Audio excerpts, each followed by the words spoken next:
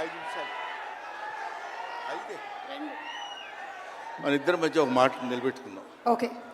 ఏమండి, ఈవిడేమో నన్ను 2 నిమిషాలు మాట్లాడమంది, నేనేమో 5 నిమిషాలన్నా మాట్లాడతానని అడుగుతున్నా. మా ఇద్దరి మధ్య బేరం కుదరటం లేదు.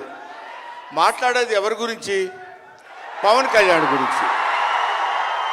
పవన్ కళ్యాణ్ గురించి మాట్లాడాలంటే 2 నిమిషాలు మాట్లాడటం కంటే చాలా థ్యాంక్స్ అండి, సంతోషం అని వెళ్ళిపోవచ్చు.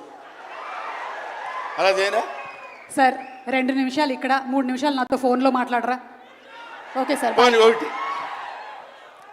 ఇప్పుడు ఇక్కడి నుంచి లెక్కేసుకోండి టైము, ఇందాకది కాదు.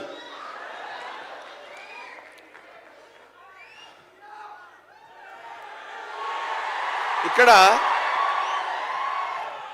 వాళ్ళు అలాగే అంటారు కానీ నేను 15 నిమిషాలు తీసుకుంటా టైం. నా సంగతి నాకు తెలుసు.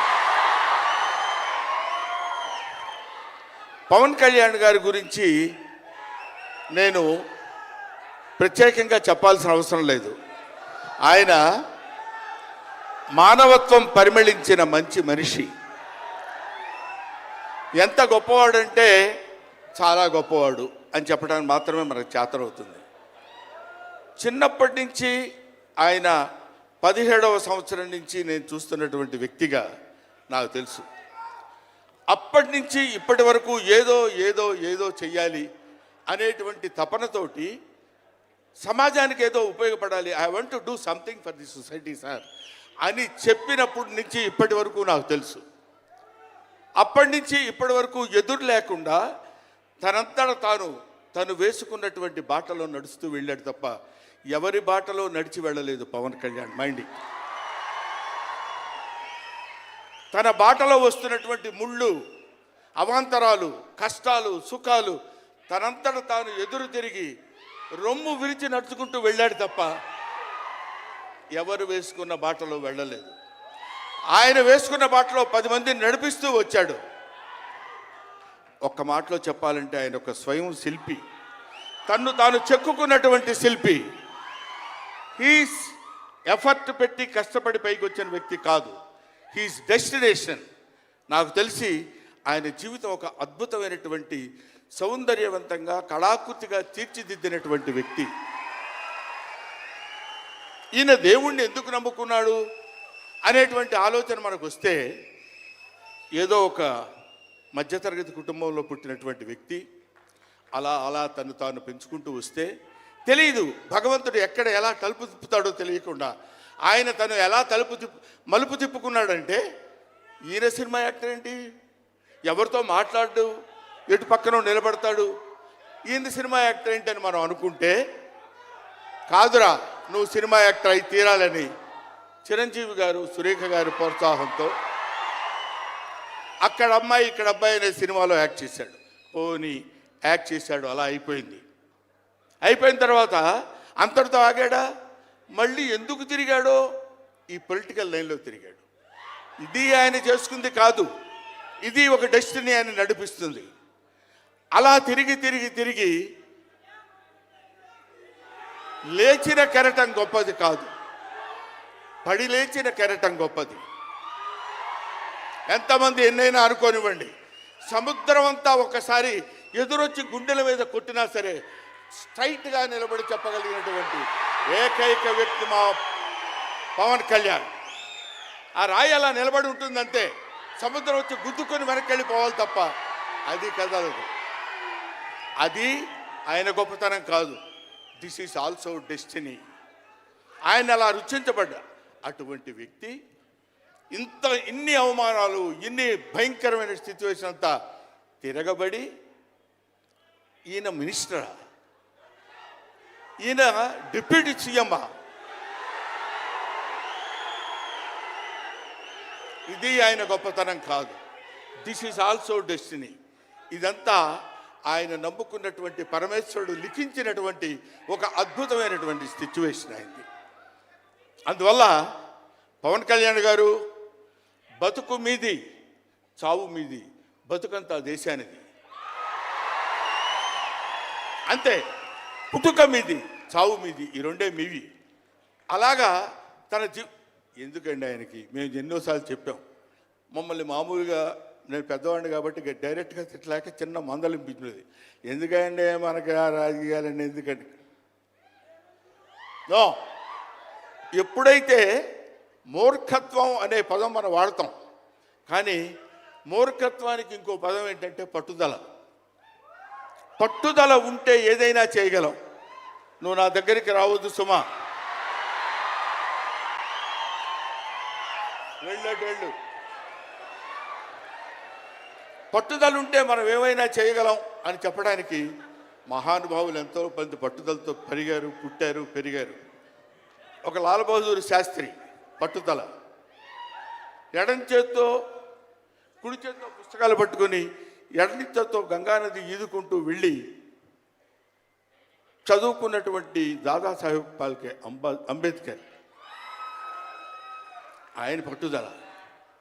ఎంతమంది చెప్పినా వినకుండా నేను I want to know the truth అని చెప్పినటువంటి రమణ మహర్షి పట్టుదల, రామకృష్ణ పరమహంస పట్టుదల. వీళ్ళందరూ పట్టుదలతో పుట్టారు, పట్టుదలతో పెరిగారు కాబట్టే ఇవాటి వరకు ఇలా నిలబడగలిగారు. ఇప్పుడు నేను చెప్పేది, రేపొద్దున ఆయన ఎంత గొప్పవాడు అవుతాడనేది మనం నిర్ణయించలేము, మన చేతుల్లో లేదు. ఇవాళకి ఈ స్టేజ్కి వస్తాడని మనం అనుకోలేదు. ఇక తర్వాత ఏ శిఖరాలనైనా అధిరోహించబోతున్నాడో అది ఆయన చేతుల్లో లేదు, మన చేతుల్లో లేదు. సకల సృష్టి స్థితి రేఖారుడైన భగవంతుడి చేతుల్లో ఉంది. కాబట్టి ఆ నిర్ణయించినటువంటి ఆ డెస్టినీని నమ్ముకొని వెళ్ళేటువంటి మనిషి కాబట్టి ఆ మహానుభావుడు ఇంకా ఇంకా ఇంకా ఎన్నో స్థితులకు వెళ్ళాలి, ఎన్నో స్థితులను అధిరోహించాలి అని మనం కోరుకుందాం. అధిరోహించి తీరుతాడు. అస్తు అస్తు అస్తు, శుభమస్తు. ఇది జరిగి తీరుతుంది, ఇది నిత్య సత్యం. చాలు. ఏవయ్యా, నువ్వు పొగట్టడానికి వచ్చావా ఇక్కడికి? పవన్ కళ్యాణ్ గురించి చెప్పడానికి వచ్చావా, లేకపోతే ఆయన గురించి గొప్పగా చెప్పడానికి, ఆయన పొగట్టడానికి వచ్చావా అనుకోవచ్చు. మీకు ఒక చిన్న విషయం చెప్తున్నాను. ఆయన సంవత్సరం క్రితం చూశాను, 1 year బ్యాక్ చూశాను, మళ్ళీ ఇప్పుడు చూస్తున్నాను. మధ్యలో ఒకసారి ఏదో ఒంట్లో బాగోలేదంటే మాత్రం చూశాను. ఆయనతో ఫోన్లో మాట్లాడింది లేదు, ఆయన గురించి నాకు తెలిసింది లేదు. మా ఇద్దరి మధ్య ఉన్నది స్నేహం కాదు, ఆత్మీయత. ఆత్మీయత వేరు, స్నేహం వేరు. ఆత్మలు కలిసేటువంటి ఒక అద్భుతమైనటువంటి సంబంధం మా ఇద్దరి మధ్య ఉంది కాబట్టి మనం చెప్తున్నాం. సరే, ఇక నీ సోది ఆపబోయా, చెప్పు హరిహర వీరమల్లు గురించి.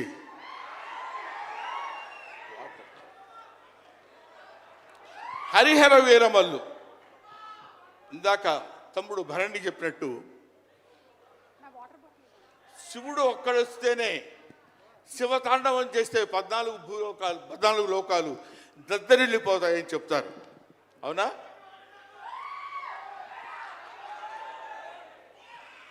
శివుడు త్రిశూలం పట్టుకొని తాండవం చేస్తే గడగడ గడగడగడ భూలోకం అంతా ఉణికిపోతుంది. అటువంటి శివుడు వస్తున్నాడు. విష్ణుమూర్తి సుదర్శనాన్ని వదిలితే ఎంతోమంది శిశుపాల నుండి సంహరించగలిగిన శక్తి ఉంది అతనికి. ఒకడు హరుడు, ఒకడు హరి. విష్ణుమూర్తి, శివుడు వీళ్ళిద్దరూ కలిసి వస్తున్నాడు. హరిహర వీరమల్లు పేరుతో వచ్చినటువంటి హరిహర.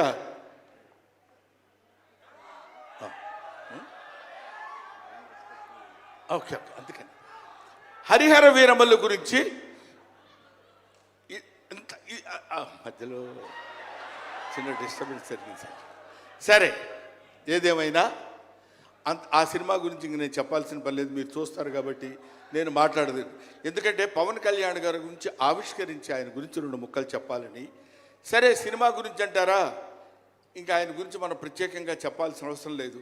ఆయన అలా కొట్టుకుంటూ ఇంకా రచ్చ కింద ఉంటుంది. ఇప్పటికే పవన్ కళ్యాణ్ గారు, మరి ఆయన జాతకం ఏంటో నాకు తెలియదు, ఇలాంటి స్టైల్.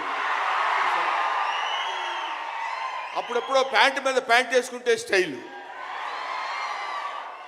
ఆయన కారణజన్ముడు కాబట్టి ఇంకా నన్ను అనవసరంగా వెనకాల జుట్టు పట్టుకొని లాక్కి వెళ్ళిపోయేటట్టుంది సుమ, మా అమ్మాయి. కాబట్టి I wish you all the best. ఎప్పటికైనా మీ ఒళ్ళో తలపెట్టుకుని ఎక్కెక్కి ఏడవాలని ఉంది పవన్ కళ్యాణ్ గారు. Thank you very much. మిమ్మల్ని ఇద్దరిని చూస్తే మాకు స్వామి నదికి పోలేదా సీన్ గుర్తొస్తుంది. Thank you so much Brahmanandam గారు. మనకి టైం రెస్ట్రిక్షన్స్ ఉన్నాయి కాబట్టి ఆ టైంలో క్రమశిక్షణ పాలించాలనేదే మా కోరిక.